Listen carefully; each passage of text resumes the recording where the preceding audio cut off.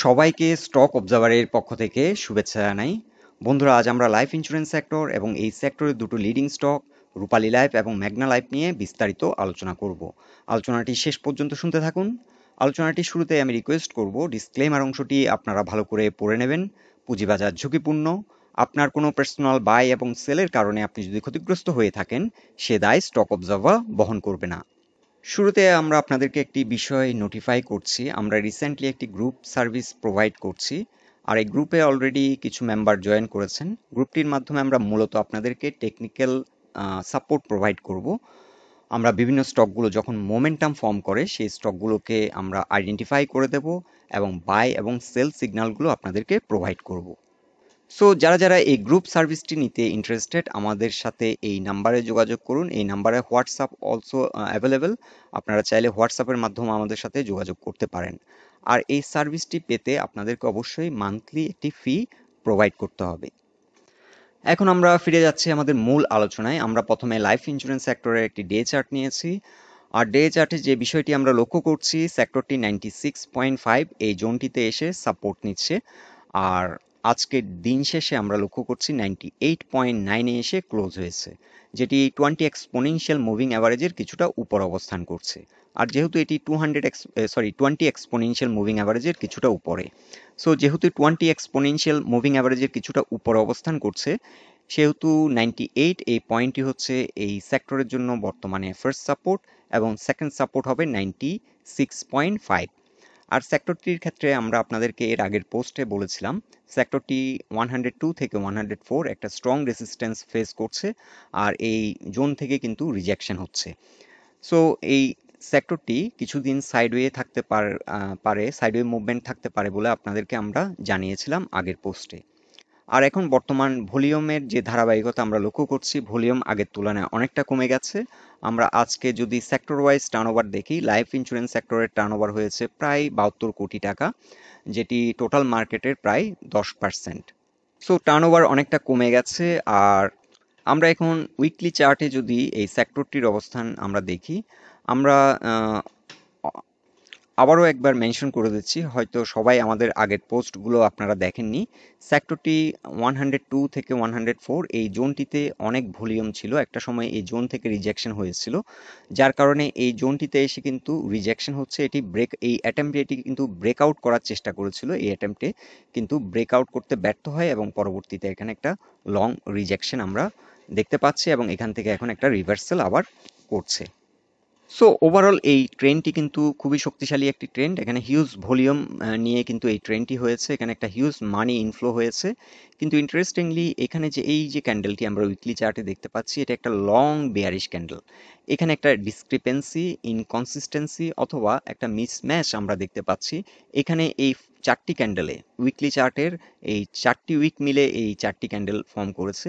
এই চারটি ক্যান্ডেলে যে পরিমাণ মানি ইনফ্লো হয়েছে, তার থেকে কিন্তু অনেকটা কম মানি ফ্লো নিয়ে কিন্তু একটা হিউজ কিন্তু আমরা দেখতে পাচ্ছি বিয়ারিশ ক্যান্ডেল। সো এটা কিছুটা আমরা বলবো ডিসক্রিপেন্সি কিংবা ইনকনসিস্টেন্সি, আর এখান থেকে এখন একটা রিভার্সাল নিচ্ছে। সো এখানে একটি বিষয় লক্ষণীয় যে যে পরিমাণ মানি ইনফ্লো হয়েছিল সেই অনুপাতে কিন্তু মানি আউটফ্লোটা কিন্তু অত বেশি হয়নি। আর ওভারঅল এই ট্রেনটি এটি একটি ইম্পালসিভ মুভ, আর এখানে একটা কারেকশন হয়ে এখন এখান থেকে একটা রিভার্সাল নিচ্ছে। সো এই ট্রেনটি সাস্টেইন করবে এবং কন্টিনিউ করবে। আর আমরা আশা রাখি এই যে হাইটি করেছিল এটিকে চেস করবে এবং ব্রেকআউট করে নিউ একটি হাই ক্রিয়েট করবে এই সেক্টরটি। সো উইকলি চার্টও আমরা দেখতে পাচ্ছি আর1, এটি একটি রেসিস্ট্যান্স, এটি এখন বর্তমানে সাপোর্ট হিসেবে কাজ করছে। আর1 হচ্ছে 96.3 এই জোনটিতে, এবং এক্স্যাক্টলি 96.3 থেকে নিচে নামার পর এখান থেকে কিন্তু রিজেক্ট হয়। এখান থেকেও এর আগেও ক্যান্ডেলটিতে আমরা রিজেকশন দেখতে পাচ্ছি। সো এই এখন বর্তমানে আর1 স্ট্রং সাপোর্ট হিসেবে কাজ করছে, যেটি 96.3 ইন্ডেক্স পয়েন্টে সেক্টরের। সো সেক্টরটি নিয়ে অনেকে হয়তো দুশ্চিন্তায় আছেন, অনেকে হয়তো বিভিন্ন স্টকগুলোতে এন্ট্রি নিয়ে এখন স্টকগুলো হয়তো কিছুটা নিচে নেমে গেছে, যার কারণে অনেকে হয়তো চিন্তিত। তবে ওভারঅল যে ট্রেন্ডটি আমরা দেখতে পাচ্ছি, এই ট্রেন্ডটি কিন্তু অত সহজে কিন্তু লস্ট করবে না। এটা এখান থেকে আবার একটা রিভার্সাল নিয়ে এই হাইটিকে চেস করবে এবং এটিকে ব্রেকআউট করে নিউ একটি হাই ক্রিয়েট করার চেষ্টা করবে। সো ওভারঅল এই সেক্টরটি একটা আপ ট্রেন্ডের মধ্যে দিয়ে যাচ্ছে, তবে এখন কিছুটা সাইডওয়ে মুভমেন্ট আমরা দেখতে পাচ্ছি। সাইডওয়ে মুভমেন্টে আমরা ভলিউম কিছুটা কমে গেছে, এটা নিয়ে অনেকে হয়তো একটু দুশ্চিন্তা করছেন। এখন সেক্টর ওয়াইজ সবসময় কিন্তু একটা সেক্টরের ভলিউম, টার্নওভার কিন্তু এগুলো কিন্তু সবসময় একরকম থাকবে না। সেক্টর ওয়াইজ টার্নওভার কিন্তু চেঞ্জ হবে, এটা হচ্ছে ক্যাপিটাল মার্কেটের একটা নেচার।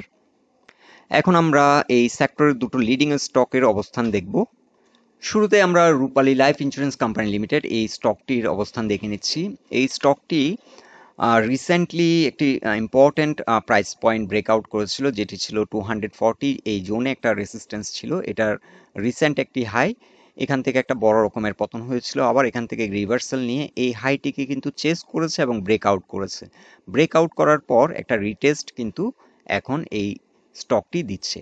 সো এই রিটেস্টে আজকে অনেকটা সাকসেসফুল, কারণ এই স্টকটি কিন্তু পরপর দুদিন 240 থেকে অনেকটা নিচে নেমে গেছে, প্রায় 223 পর্যন্ত নিচে রিজেকশন হয়েছিল এখান থেকে, সরি রিট্রেস করেছিল, কিন্তু এখান থেকে আবার রিজেকশন হয়ে উপরের দিকে উঠে যায়। সো আজকে অনেকটা সাকসেসফুল এই রিটেস্টটি আমরা বলতে পারি, তবে এখনও 100% সাকসেসফুল হয়েছে কিনা সেটা বলা যাচ্ছে না। তার কারণ হচ্ছে এই ক্যান্ডেলটি আর দু একদিন যদি 240-র উপর সাস্টেইন করে, তখন এই স্টকটিতে কিন্তু একটা এগ্রেসিভ প্রাইস অ্যাকশন হতে পারে।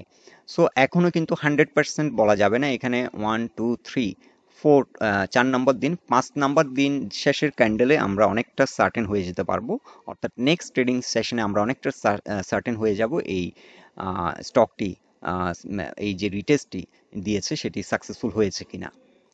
ওভারঅল ভলিউম বৃদ্ধি পেয়েছে আজকে এবং 244-এ এসে ক্লোজ হয়েছে, এটি একটি পজিটিভ দিক।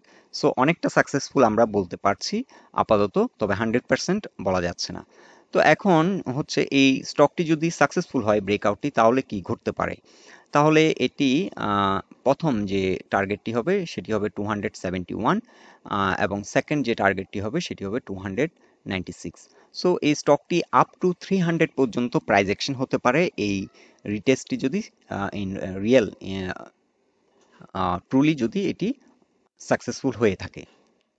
সো এখন আমরা যেটা বলতে পারি, এই স্টকটির ক্ষেত্রে আমরা একটা মাঝামাঝি পয়েন্ট নেব, যেটি হবে 280 থেকে 285। আমরা আমাদের ফার্স্ট টার্গেট সেট করতে পারি।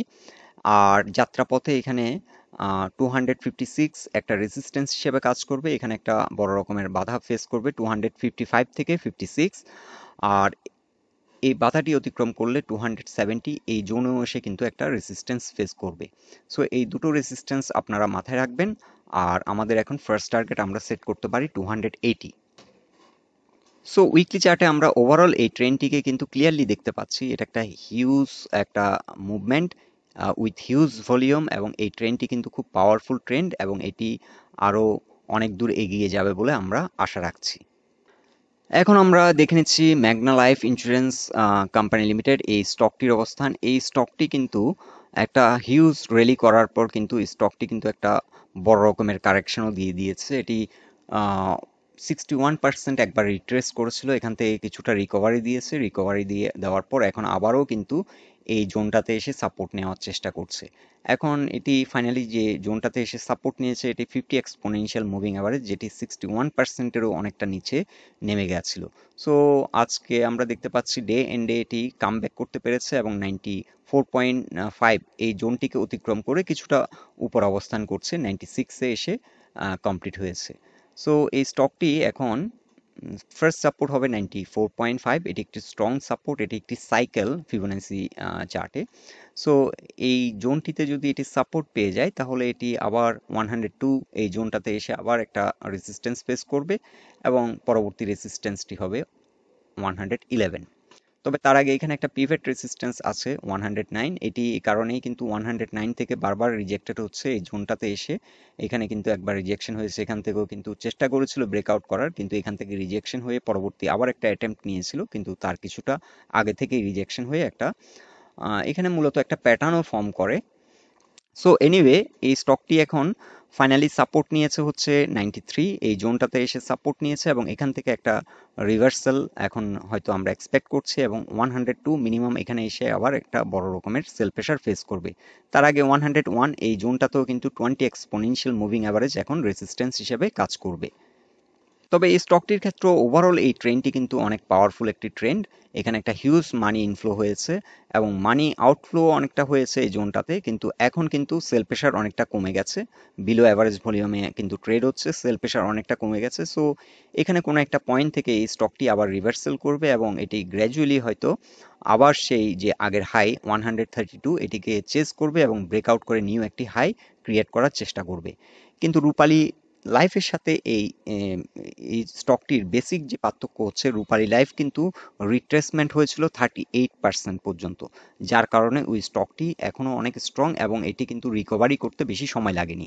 আমি আপনাদেরকে তখনও একটি কথা বলেছিলাম যে স্টকটা যত বেশি রিট্রেস করছে সেটা রিকভারি দিতে কিন্তু তত বেশি টাইম লেগে যাবে। যেহেতু এটা একটা বড় রকমের আমরা কারেকশন অলরেডি দিয়েছে, এই স্টকটি কিন্তু রিকভারি দিতে রূপালী লাইফ থেকে অনেক বেশি টাইম লাগবে, অ্যাটলিস্ট হয়তো দ্বিগুণ সময় লেগে যাবে। কিন্তু স্টকটি আবার হয়তো গ্র্যাজুয়ালি ঘুরে ফিরে এই জোনটিকে চেস করবে এবং আরেকটি হায়ার হাই ক্রিয়েট করার চেষ্টা করবে। সো বন্ধুরা, লাইফ ইন্স্যুরেন্স সেক্টর এবং এই সেক্টরের দুটো স্টক নিয়ে আমাদের এটাই ছিল অবজারভেশন। আলোচনাটি যদি আপনাদের ভালো লেগে থাকে অবশ্যই পোস্টটিকে লাইক দিন, আর আমাদের সাথে থাকার জন্য আপনাদের অসংখ্য ধন্যবাদ।